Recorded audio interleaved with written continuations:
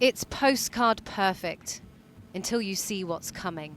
For more than 24 hours, this fragile stretch of Suffolk coastal heathland has been ablaze, spreading to an area the size of 140 football pitches. And it's far from under control. 120 firefighters are struggling to put it out.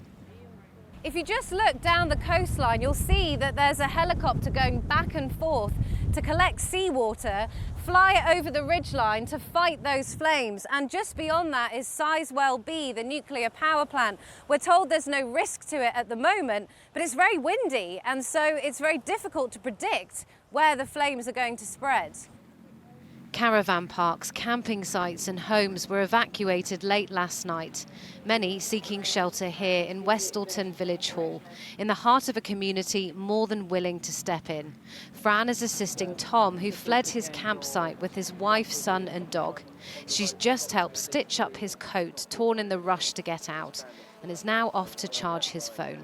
They said at the campsite that there is a wildfire and it might get to the point where they're going to have to evacuate, so be prepared. And it was all like, yeah, it's fine. And then next thing we knew, it was like, you have to go now. This couple had to leave their caravan, a treasured family spot for the last 40 years. So I was getting a bit tearful. Yeah, and it's what do you take, what don't you take?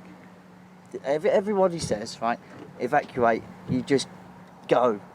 But when you actually think about it and you have to leave personal belongings and pictures and things that you've known and have been in that caravan for 40 years, and now you've just got, you're saying goodbye to everything. The area around Dunwich Heath is a popular holiday spot, the car park usually overflowing and the beach packed. Now the police are blocking parts of it off and the locals have it to themselves. When I went to bed at about 11:30, I looked out my window and there was flames. We have really tall trees near ours and the flames were easily taller than the trees. This is the second drought summer in a row and our new reality, a climate heating up from decades of burning coal, oil and gas, producing hotter, drier, more flammable summers. New estimates from the Health and Security Agency warn the UK is on track this year for the highest number of heat-related deaths since records began. Inside the beach cafe, a group of retired firefighters are enjoying a poorly timed reunion. Did you ever fight wildfires like this in your day? Not as big as they get here, or Spain and France. It'll get worse because we haven't got the water. We're losing the water as well. You know, the amount of water they waste putting these fires out. And we're already in a drought. What happens if it keeps happening right up until the end of September? They'll just run out of water. As we leave, the cafe is forced to close. The power's out. The local residents are powerless too. No idea where the fire's headed. No idea if they'll be able to stay in their homes tonight. Well, much of the land that's been burning is owned by the Royal Society for the Protection of Birds. We can speak now to the RSPB Suffolk area manager, Adam Rowlands. Adam, thanks very much for coming on the programme. How serious is this for the bird population? Yeah, this is the biggest wildfire we've seen in living memory here at Minsmere.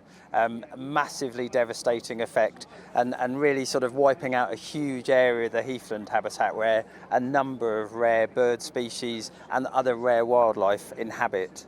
Tell us about the species. Which are they? Yeah, so I mean really rare birds such as nightjars, nightingales, woodlarks, Dartford warblers. Last night when we were out with the fire crews in the evening, we could see a nightjar flying over the 20-foot high fireball, engulfing the pine trees. It was really distressing to see. Fortunately, it's at the end of the breeding season, so there shouldn't be too many nests and chicks that would be vulnerable and unable to escape. So most of the birds will be able to fly ahead of the flames and escape, but they'll be losing their habitat, and as a consequence, the populations will decline. Right, so they can fly away, but they've got nothing to come back to.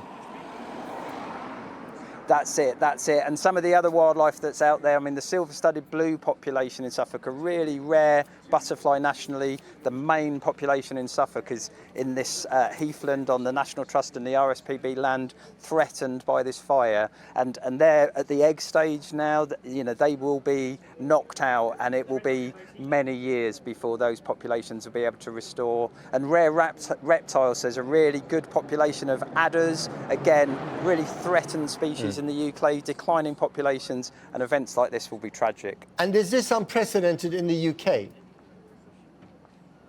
No, I mean, there's wildfires, as have been reported, throughout the UK at the moment. A huge fire in the Highlands up in the Cairngorms in Scotland, a really big fire on the Peak District. So in lowland England, on this scale, it's really unusual. But actually, as a consequence of climate change, we're seeing these terrifying wildfires, which are having huge impacts on wildlife. Okay, I was thinking more in terms of the bird population, unprecedented, but I think you've answered that question. I mean, a lot of people are, obviously we've had this drought, half the country's, under drought. It's very easy to start a fire, either by accident or by design. To what extent is this down to climate change?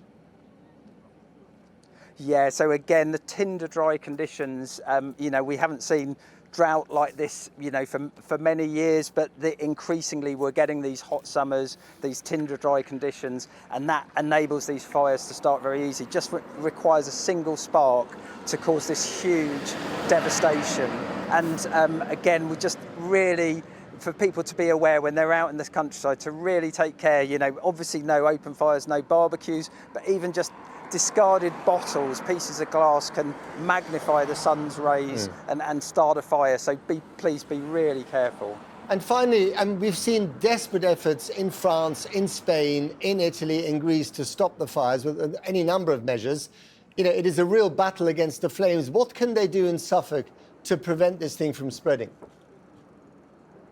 Yeah, so again, all credit to the emergency services. They've been absolutely fantastic since the fire was reported last night, working really hard. The helicopters there that was mentioned in your article, dropping water, they've been digging trenches, RSPB staff, National Trust staff, Natural England staff working alongside them, rotivating, ploughing the land, trying to create fire breaks, doing all we can to contain this blaze. But at present, it is still not under control. Indeed it isn't. Adam Rowlands, thank you very much indeed for your time. Now, the heat waves and dry weather in Europe have continued to result in wildfires. Some raged through the night in Spain, with 10 areas said now to be of high concern. Northwestern Spain and northern Portugal have been particularly affected as multiple new fires took hold over the last 24 hours. On the other side of the continent, gale-force winds fanned flames across the Greek islands. There were multiple fatalities in Crete.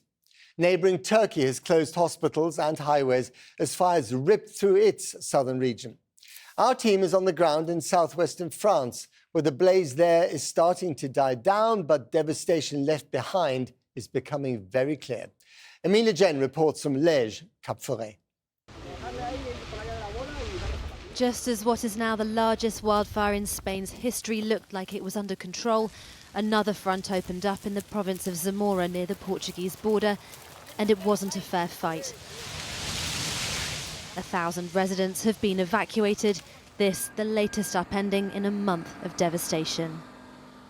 We're scared for everything here and for all the people who have had to be evacuated from the villages, especially our elderly residents. It's just a feeling of helplessness, anxiety, I don't know. This fire season in Europe has been worse than ever before, 43% more severe than the average over the last 2 decades for this time of year, with rising temperatures driven by fossil fuel pollution. On the Greek island of Crete, firefighters were buffeted by extreme winds, driving blazes in new directions and wrestling them back. 3 of their colleagues lost their lives yesterday, 2 here and 1 in the southern mainland. Soaring temperatures caused outbreaks in Turkey too. In Gironde, on the west coast of France, gentle rain this morning came too late. Firefighters have managed to stop the largest wildfire in the country since World War II advancing, but it could still be weeks or even months from being fully extinguished. The destruction is nowhere worse than here in La Porche. Nearly 200 properties have been razed to the ground. People have lost everything, their homes, their livelihoods, and they still don't know when it'll be safe to return. Firefighters are still putting out hundreds of small fires. As soon as one's out, another flares up. Here, starting meters from a house that had already been engulfed. A handful of chefs from the village are now cooking lunch for 400 firemen and volunteers at the local emergency response centre.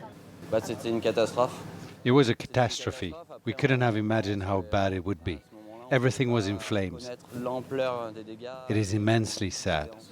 All my life I live here, so to see all the forest, to see the animals also. My house is okay, but there's a lot of house of my friend has burned. This is a community reckoning with a loss on a scale it's never known. The EU's crisis commissioner travelled over the whole region to survey the damage. We spoke to Hadja Labib after she landed, and I began by asking her what she'd seen. A lot of emotions. I was really moved by the magnitude of this disaster. This is really what firefighters describe as Dante Infernos. A lot of completely black areas, very near houses that has been evacuated. So far we have 220,000 people who have been evevacuated. Tourists, but also citizens who live here. They've lost everything for some of them. We need really to have the lessons learned, because climate change is really reshaping our landscape, and we need to adapt and to anticipate what is becoming the new norm. Is this the reality then of summers in Europe from now on, and what do we need to do about it? Europe is the fastest heating continent in the world. We were used to say climate change is knocking on your door, but it's here right now. So we need to adapt as fast as the climate change is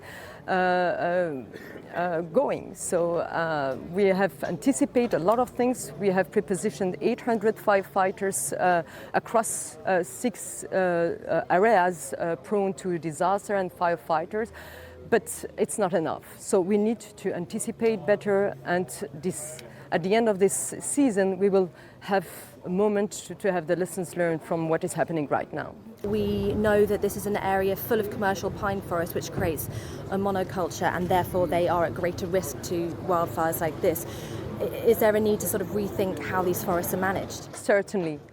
We need to rebuild differently. It's not about only recovering and rebuilding the same thing. It's about rebuilding in a smarter manner.